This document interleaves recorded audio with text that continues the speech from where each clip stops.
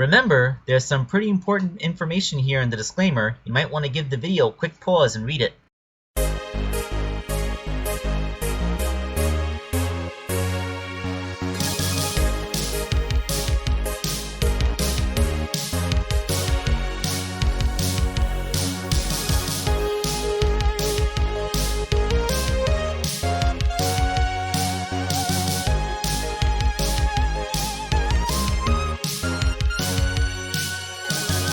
Hello my friends, this is Awake Angel 2001 coming at you with a commission for Paulie. Now before I get into it, I want you guys to think way back to some of my older work. Do you remember my my custom of Devil Boner, the Nostalgia Critics persona, which was introduced to us in one of his review parodies? Well, I'm not sure if everyone here is that familiar with your Nostalgia Critic lore, but this character was introduced to the internet during his review of Small Soldiers, which is a franchise. Well, I would say it's a franchise, but it's really only one movie, where toys basically come to life and wreak havoc. Was kind of cashing in on the whole Toy Story thing, but from a weird angle. I'd say Small Soldiers is kind of like if you crossed the Puppet Master franchise with Toy Story. Yeah, I think that would be a good blend of the two of them. Like, it was you had the whole evil living toy kind of situation going on, but with a little bit more of a family-friendly aspect. Now, I bring this up because, despite the fact that this seems to be something that would be in my wheelhouse, I've never actually made a proper custom from Small Soldiers before. The closest it would be is this Christmas ornament of Chip Hazard, which was also made for Paulie, so, that's kind of a fun little coincidence. Well, I guess it's not a coincidence, of course Paulie's gonna ask me to do something. But, yes, that's because, the custom this time is gonna be Kip Killigan. Kip was one of the Commando Elite, one of the other soldiers under the command of Chip Hazard.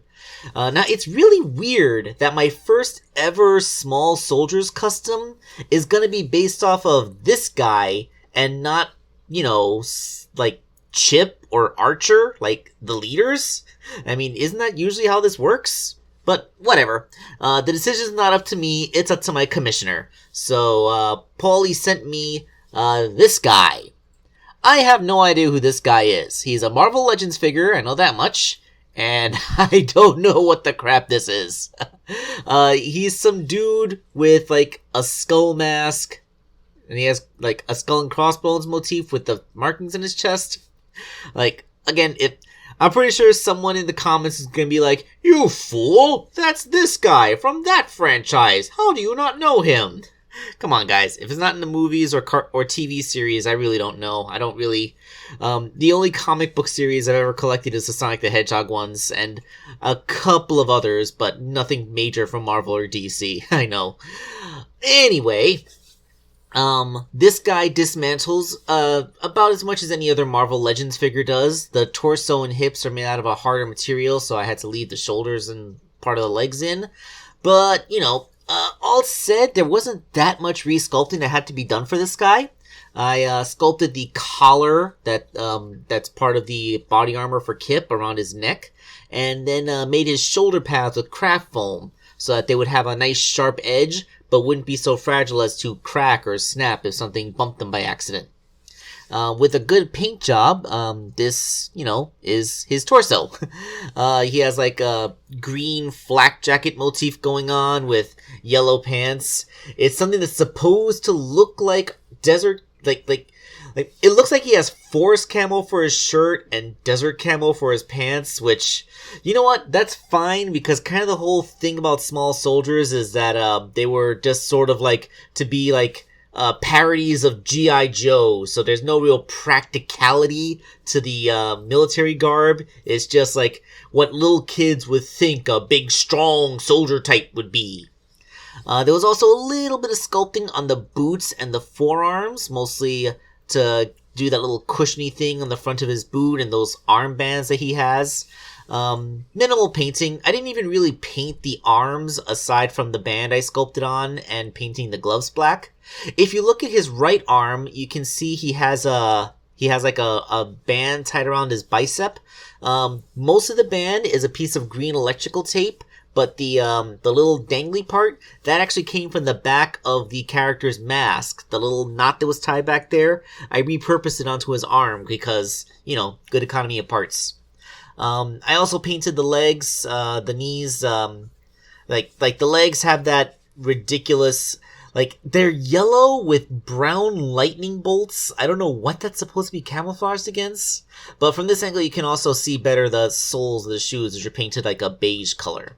Now onto the head. Part of me wanted to use the Hank Hill head from that was left over from when I made the Gwimbly custom, but the ball joint wasn't compatible, so that would have required a lot of extra work.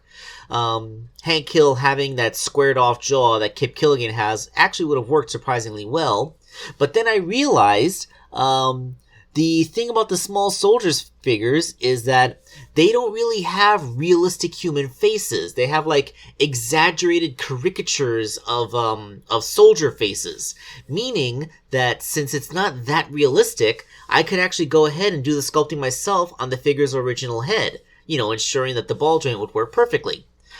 So I had to give him a nose and a hairline, and I resculpted the jaw to have that big toothy grin that he has. It's a little hard to tell from here, but once it's painted, it makes a lot more sense.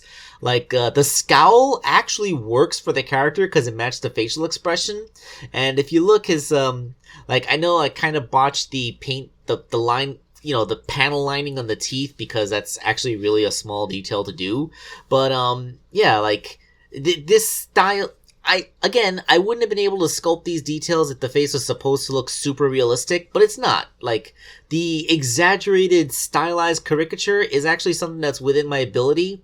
And if you're wondering, the cigar he's chomping on is a piece of toothpick, which I embedded into his teeth while they were curing, and then, painted it brown to look like a cigar. And those are all the parts of the Kip Killigan figure. Put together, here he is.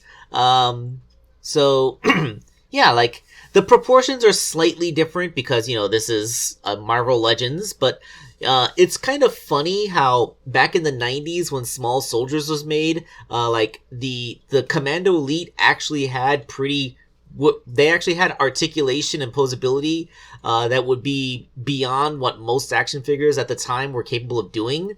But now when you compare it to a modern Marvel Legends figures who have like double jointed elbows and knees that can actually bend deeper than the single jointed joints that the characters had in the movie, it's funny that the articulation now is actually better than the fictional super action figures of the 90s. I just find that a little bit amusing. So yep, that's a soldier guy, right? I wonder if I'm ever going to have to make any more Small Soldiers characters in the future. Maybe next time I will make Chip. Or maybe I'll make one of the Gorgonites next time. Because, just like the toy designer, the Gorgonites by far had more interesting designs than the Commando Elite. I guess it's a little bit late to go into a summation, but I remember the whole thing was that this guy was trying to pitch a fantasy toy line with these creatures from another realm he called the Gorgonites, which is supposed to be this big educational thing, an edutainment franchise. But the guy who ran the toy company, who also made military hardware, because that's totally a thing that happens, decided that it would be easier to sell soldier toys, like the new G.I. Joe thing. But he saw in the commercial that they made that the characters could punch their way out of the packaging and move on their own.